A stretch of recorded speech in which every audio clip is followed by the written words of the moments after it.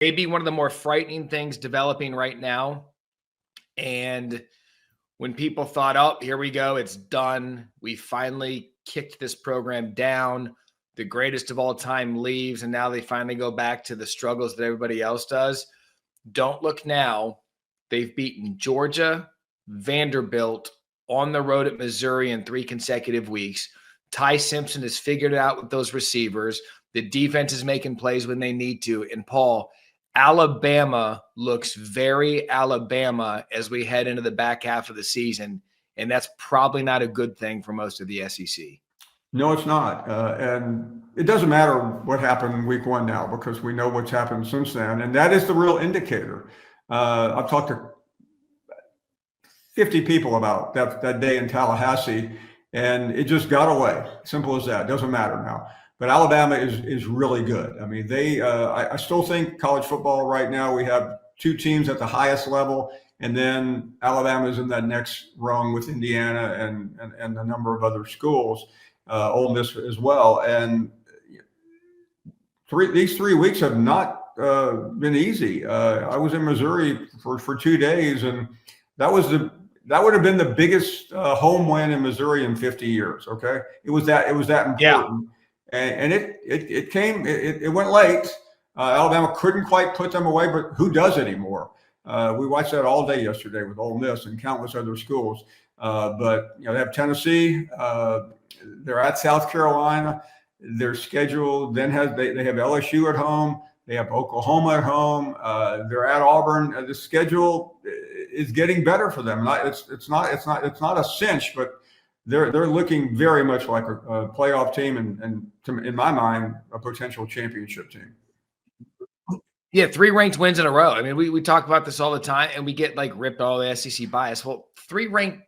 Look at those 3 ranked games they've had to get through. Find other teams in the country that could get through Georgia, that can get through a pesky Vanderbilt team, and then go to a place where Missouri had won 15 consecutive home games.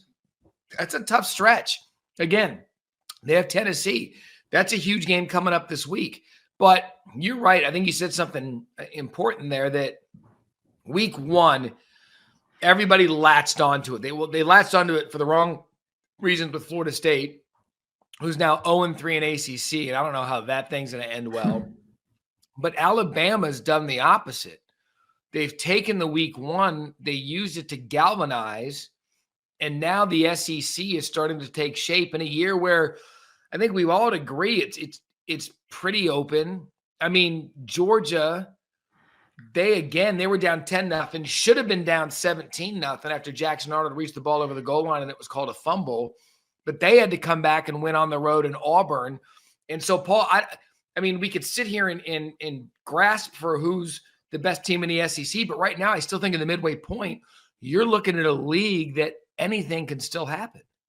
Yeah, the one overall opinion of the SEC is that they don't have a super team, but they have a lot of really, really good teams. And Alabama, to me, has the most potential to get better, quickly followed by Ole Miss. Georgia just is the most resilient team I've seen. But as far as Alabama, Ty Simpson is playing. I joked yesterday on our show that if you throw out the FSU game, Ty Simpson has wrapped up the Heisman. I realize you can't throw out any game, but he has been that good, and they're better on defense than I thought. I thought defense was really going to do them in after FSU, but that part of the lineup has gotten very good, and they still kind of play with their food and have a hard time putting teams away. That we saw that against Georgia, and we saw it yesterday. But again, road games in the SEC. I hate to sound like I'm preaching from the commissioner's office, although I'm not far from it right now. And it's just that's who they are. You actually live in the pool house at Greg Sankey's place. You're I'm not far. I could get there in 3 minutes. Okay, so there isn't a super team. We get that. But then on the other half of the Georgia situation, Hugh Freeze and Auburn are 0-3. They bring in Jackson Arnold, who was the National Player of the Year, one of the great high school quarterbacks in the country when he committed to Oklahoma out of high school. loaded at receiver. They have Auburn athletes. And Paul, I mean, this is getting late quick out there on the Plains. It is. And you can't help but look at two games, Oklahoma and this game, and go, how in the world did Auburn keep getting these bad calls? But Matt, I will tell you, it doesn't matter once the game is over. And would Auburn have won had they gone up 17-0, which they should have? Absolutely should have. I like their chances, but that doesn't excuse them for not doing anything in the second half. And Hugh Freeze is wearing thin. And some coaches, when you watch after a loss, you feel better, you feel confident, you feel emboldened. Not Hugh Freeze.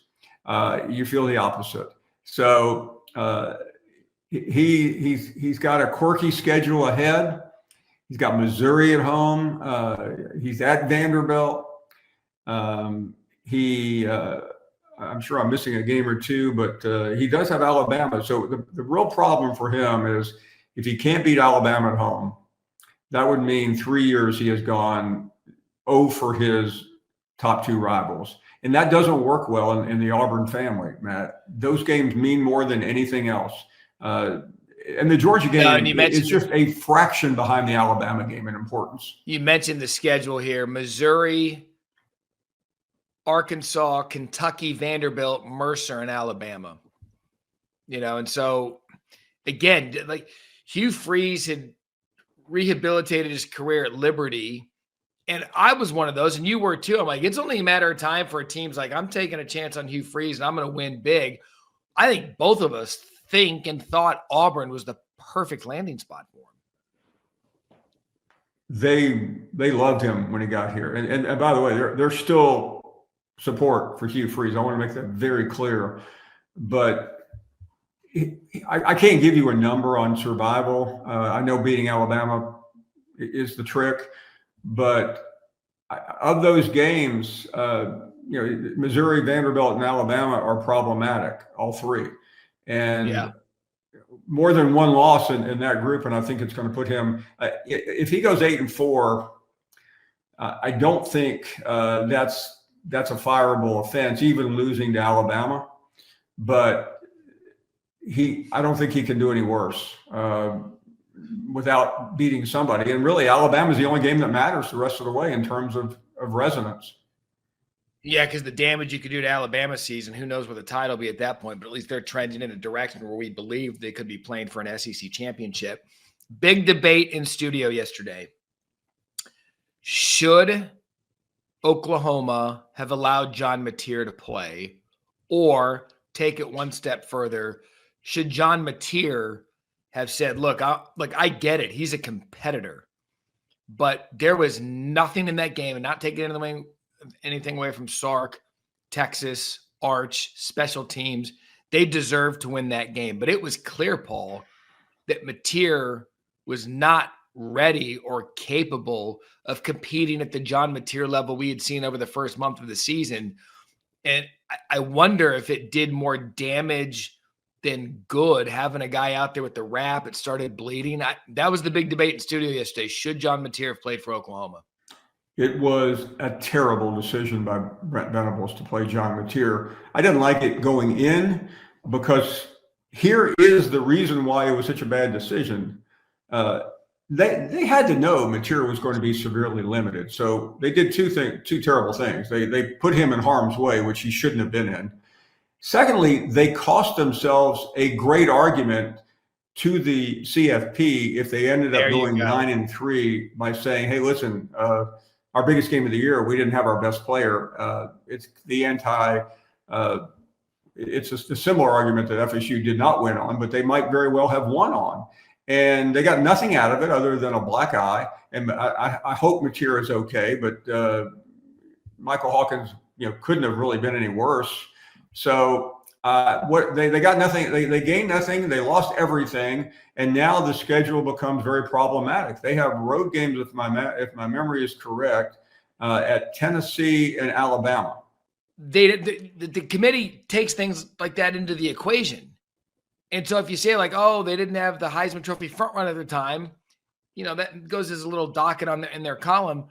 But the other thing is with Hawkins, your game plan is set with what he's able to do. They know that. We know that. With Mateer, you've got a guy he freewheels it. I mean, he kind of does whatever the hell he wants. It's kind of his style. He's a gunslinger.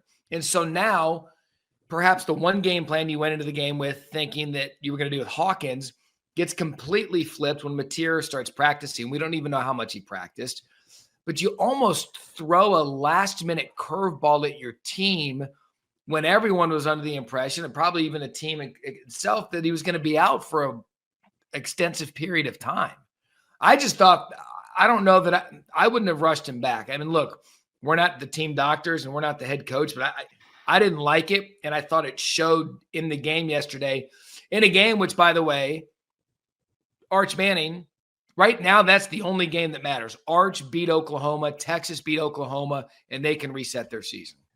Yeah, and for Brent Venables, I gave you the schedule. The Michigan win means very little right now after what happened with Michigan last night, and besides, he's 1-3 in the biggest game of the season. And Matt, we don't need to educate this audience. It's the smartest college football audience in the country watching this podcast, how important that game is. Yeah, I mean, it look.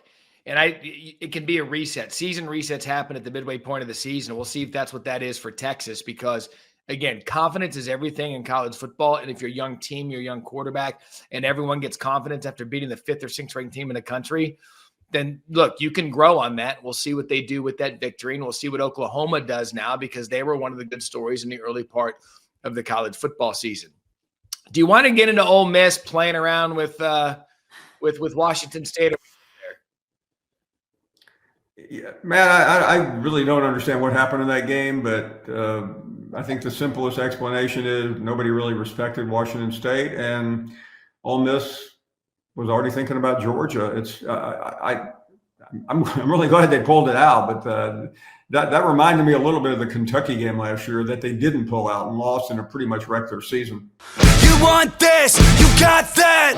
No way.